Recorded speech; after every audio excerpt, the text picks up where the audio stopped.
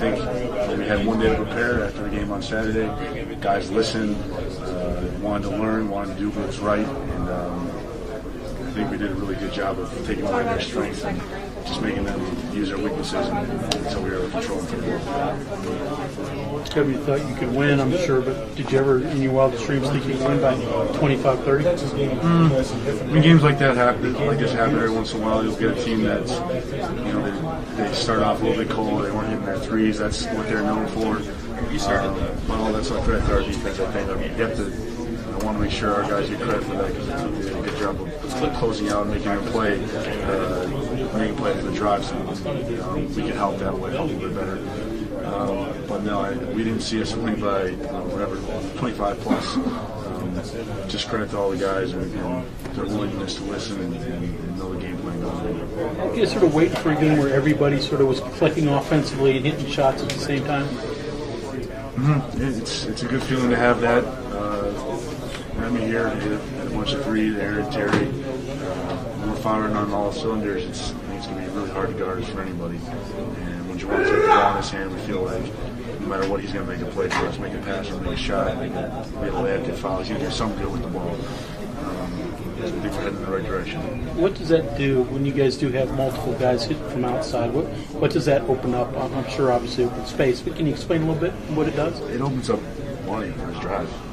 Aaron as well. Aaron's been doing a good job of putting the ball on the floor, 2-3 dribbles, either getting fouled or creating something.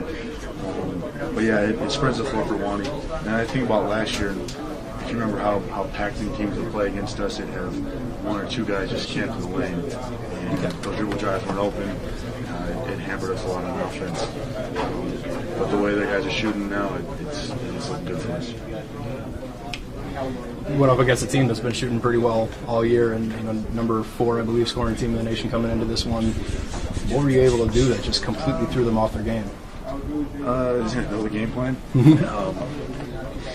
We got back in defensive transition pretty well, and that's, remember last year when they came to Morgantown, they chopped us up. They got runouts on us. They hit threes in transition, so we keyed on just making sure getting back, getting a hand up, making them drive, and just sitting down and guarding them in the half court. Now, see, you sit here and you explain everything. Juwan says, well, we don't really know what we're doing, so they can't know what we're doing. Is there sort of just some kind of like wild, I don't know, you don't know what it is? In our half he's right. In our half court D, we, I don't know what I would call it, just organized chaos. I don't think they really had an idea if they were going to run zone offense or man offense against it. We did a really good job with the ball screens. But yeah, I mean, if you got 5 guys moving, hands up, active, it makes it tough for any team. I was going to say, you just mentioned 5 guys. How important, if you do have that organized chaos, is it that everyone is doing their role? You can rely on that, if you get beat or just that everybody else is doing what they're supposed to be doing at any given time. It's just a good feeling, you have someone's got your back. And I think back to last year, we really didn't have that. Couldn't trust that the help would always be there. Just the way we're playing defense now reminds me of my first year here, Joe Mizzou's last year, Cam Thurman's last year. Those guys could trust each other, and their defense is what got them to the tournament. And we feel like we can play that way as well. But we have a little bit more offense than I think they did. So we just have to keep it going. Is this something you ever envisioned when you were playing with that freshman team of yours, that you'd be scoring 100 points on nearly a top 10 team? No, you honestly can't say that. I mean, they're a top number 11 team in the country for a reason. But it just shows that when 5 guys buy in, or when the whole team buys into a scout, and when 5 guys on the floor buy in, that you can see what will happen. And I hope we continue this. I hope we stay humble and stay hungry. And we know we have a big one against Texas on Saturday. You guys at the forward position getting in frequent foul trouble. Yeah. Today, Nathan was able to come in and just barely stay out of foul trouble enough that he had a really big impact. Defensively, how much has he improved this year, and you were able to see that tonight? A lot. I mean, he's not getting blown by anymore on the perimeter.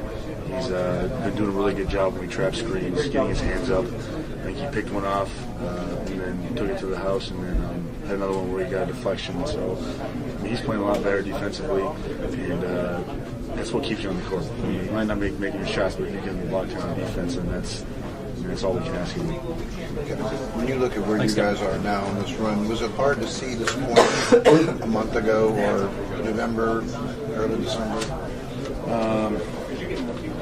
I can't say. I mean, I don't want to say that we didn't think we could beat anybody. Right. I mean, you have to have the mindset you can beat every team you're going to play. But we knew that a few months ago we had a lot to learn, and we had a long ways to go.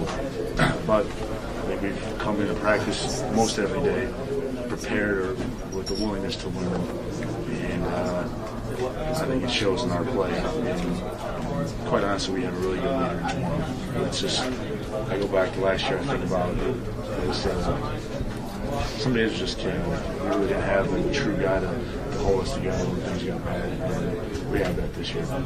Is there a ceiling on this, do you think? I mean, after tonight, all bets are off. Absolutely not. Right? Yeah, the ceiling, the sky's the limit for us right now. But again, you got to stay in the moment here. Right. We won this game, but we realize that we have Saturday coming up, and that's in Austin. So they got us here pretty bad, and we have to go down there and just stick to the game plan. Hopefully, grind one out. Something on Gary. How physical is he when you see him setting screens? I mean, obviously that's something you know about too. And it seems like when there's somebody getting tangled up, he's the tangler or the tangly. Gary uses his body really well. You see how I won't call it flopping, but he understands how to use his body and seek the contact and use it to his advantage. We'll just say it like that. Get into the foul line. Gets the probably foul line. Right. Yeah. But yeah, and that's what he plays in practice. He hits you hard in practice. He sets good screens. When he comes off screens, he knows how to work it so it looks like the guy's grabbing him. But yeah, Gary is doing what we need him to do. Is that a role he's eventually grown into? I mean, you probably don't come in as a freshman wanting to be that. What was expected from him as a freshman or as his career got progressed, they wanted him to fill the Joe Mazzulla role. Yeah. Kind of the guy that's going to score some points, get some assists, but not wow you with anything. Just be he'll grind out every play, he'll lock down on defense, and someone that's relentless. And he hasn't done that every game, but I think tonight it's exactly what we need from him. And I'll keep doing it.